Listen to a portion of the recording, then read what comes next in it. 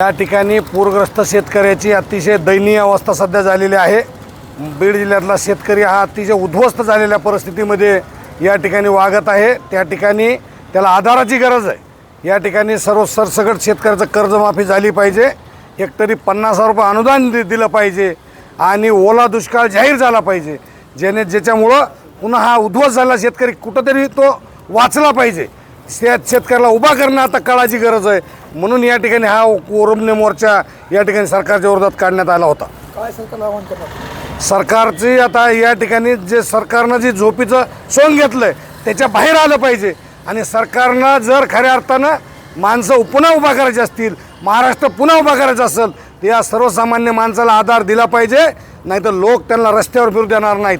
हातामध्ये रुग्ण होते काय कारण? याचं एक रुग्ण हे प्रतीक होतं मोर्चाचं। लोक आता आक्रोश मोर्चा झाला आहे। लोक आता वैतागलेले आहेत। लोक सर्वसामान्य माणसाचा दिवसेंदिवस आता पारा वाढत चालला आहे। त्याच्या पायाखालची वाळू घसरत चाललेली आहे। तो जर तुम्ही मदत केली नाही तर त्याला आता सडेतोड उत्तर रुग्ण हातात घेऊनच विचारल्याशिवाय राहणार नाही।